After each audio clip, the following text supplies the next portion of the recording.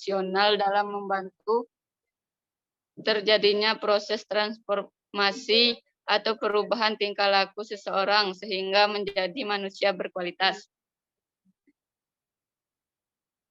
Pendidikan adalah karya bersama yang berlangsung dalam suatu pola kehidupan masyarakat tertentu. Dengan demikian, pendidikan nasional suatu bangsa merupakan sistem sosial dan salah satu sektor dalam keseluruhan kehidupan bangsa. Sebagai sistem sosial, pendidikan merupakan sistem terbuka yang oleh Katz dan Kahn yang dikutip oleh Mutia Harjo 1992. Masukkan sistem tidak hanya hal-hal yang bersifat material, tetapi juga berupa informasi yang pengambilannya bersifat selektif dan balikan berupa balikan negatif. Yang kedua yaitu komponen pendidikan. Dalam kegiatan atau proses pendidikan terdapat komponen pendidikan yang dapat membentuk pola interaksi atau saling mempengaruhi komponen pendidikan tersebut sebagai berikut.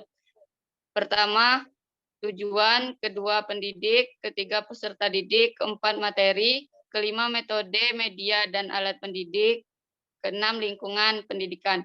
Keenam komponen yang telah dikemukakan di atas saling mempengaruhi dan saling berinteraksi. Baik, saya kembalikan kepada moderator. Baik, saya lanjut ke pemaparan materi yang pertama yang dijelaskan oleh saya sendiri, yang dimana satu tujuan merupakan komponen pendidikan yang memiliki posisi penting dalam proses pendidikan. Berbagai tujuan pendidikan yang diinginkan oleh pendidik supaya dapat dicapai oleh peserta didik. Dan di mana semua tujuan itu harus normal, baik, artinya tidak bertentangan dengan hakikat perkembangan peserta didik dan dapat diterima sebagai nilai hidup yang baik. Di mana tujuan pendidik ada yang bersifat ideal dan ada pula yang sifatnya nyata. Tujuan yang sifatnya ideal itu biasanya dirumuskan dalam bentuk tujuan pendidikan yang sifatnya umum. Sedangkan tujuan yang sifatnya nyata dirumuskan dalam bentuk tujuan khusus. Dalam sistem pendidikan nasional, tujuan umum pendidikan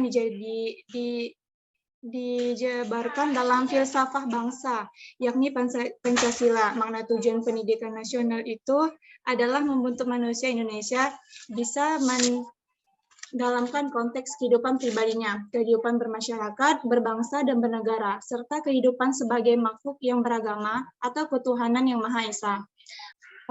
Dan pemaparan materi selanjutnya yaitu akan disampaikan oleh Muhammad Haris Genzeb. Kepada Muhammad Haris dipersilakan. Terima kasih kepada moderator. Saya akan menyampaikan materi selanjutnya, yaitu peserta didik. Yaitu pendidik. Siapakah sebenarnya pendidik itu? Pendidik ialah yang mempunyai tanggung jawab dalam melaksanakan pendidikan. Orang tua biasanya disebut pendidik menurut kodrat, sedangkan guru dan tenaga-tenaga lainnya yang sejenis disebut pendidik menurut jabatan. Berdasarkan hal di atas, kita dapat membedakan pendidik itu menjadi dua kategori. A. Pendidik menurut kodrat, yaitu orang tua. B. Pendidik menurut jabatan, yaitu guru. Orang tua sebagai pendidik menurut kodrat adalah pendidik pertama dan utama. Hubungan orang tua dengan anaknya dalam hubungan edukatif mengandung dua unsur dasar, yaitu yang pertama, unsur kasih sayang orang tua terhadap anak. B. Unsur kesadaran akan tanggung jawab dari pendidik untuk menuntun perkembangan anak. Guru sebagai pendidik menurut jabatan menerima tanggung jawab mendidik dari tiga pihak, yaitu orang tua, masyarakat, dan negara. Yang ketiga, peserta didik. Istilah peserta didik digunakan berdasarkan pandangan bahwa makhluk manusia yang dididik adalah makhluk yang berkepribadian berkepribadian. Istilah tersebut digunakan mengingatkan bahwa pendidikan adalah suatu proses pendidikan sepanjang hayat. Ia merupakan suatu proses penyesuaian diri dan proses pemecahan masalah. Dengan kata lain, suatu proses pemanusiaan manusia.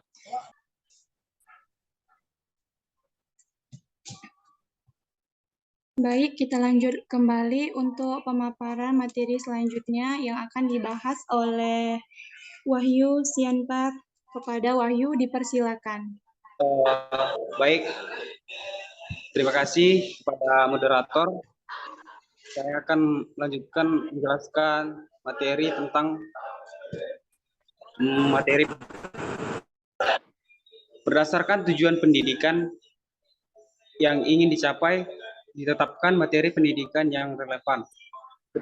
Kita tahu bahwa tujuan pendidik itu sangat luas, mulai dari tujuan umum sampai ke tingkat tujuan khusus yang sangat kecil-kecilnya. Guru harus dapat memberi penafsiran yang tepat mengenai jenis dan fungsi tujuan yang akan dicapai secara konkret, sehingga dapat memilih bahan atau materi yang tepat sesuai dengan tujuan tersebut.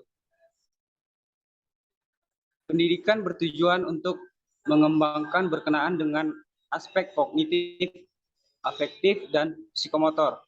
Untuk mencapai tujuan tersebut, materi yang harus tepat dipilih. Kriteria atau syarat untuk utama yang harus dipertimbangkan dalam pemilihan itu adalah: 1. Materi harus sesuai dengan menunjang tercapainya tujuan. Yang kedua, harus sesuai dengan karakteristik pengembangan peserta didik. Pemilihan materi di atas harus sesuai dengan tujuan, dituntut pula agar sesuai dengan peserta didik yang mempelajarinya. Materi yang akan diberikan harus dapat disesuaikan dengan kemampuan peserta didik, menarik perhatian, minat, umur, bakat, jenis kelamin, latar belakang, dan pengalaman.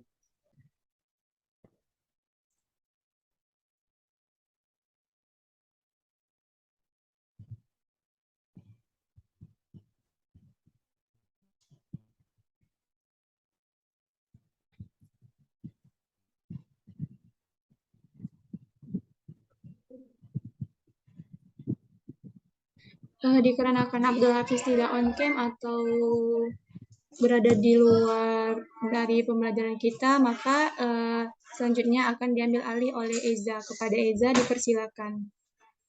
Pendidikan. Kenyataan menunjukkan bahwa peristiwa pendidikan ditandai dengan adanya interaksi edukatif.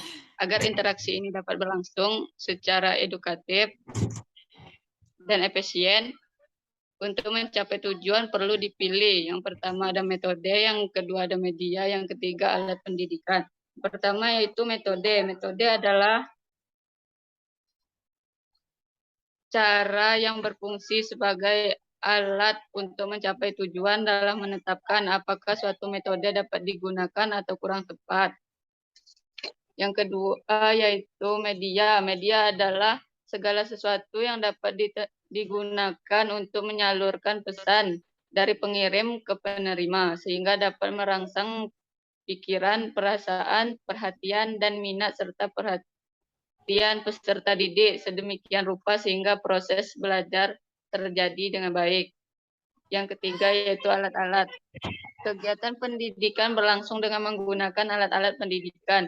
Yang dimaksud dengan alat-alat pendidikan ialah segala sesuatu yang secara langsung membantu terwujudnya pencapaian tujuan pendidikan.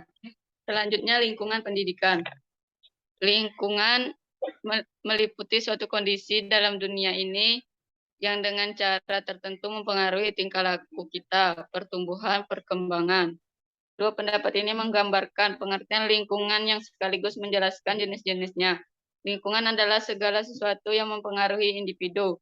Sesuatu yang mempengaruhi itu mungkin berasal dari dalam diri individu dan mungkin pula berasal dari luar individu.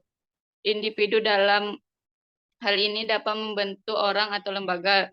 Lingkungan bagi seseorang sebagai individu adalah segala sesuatu yang berasal dari dalam diri dan sesuatu yang berada di luar diri seperti alam, fisika, atau non-manusia dan manusia.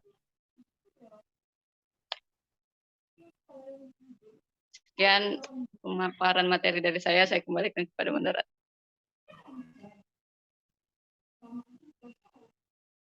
Baik, terima kasih kepada Eza. Selanjutnya kita akan masuk ke sesi kritikan dan saran atau penambahan materi. Kepada kawan-kawan yang ingin menambahkan materi atau kritikan dan saran terhadap kelompok kami, dipersilakan.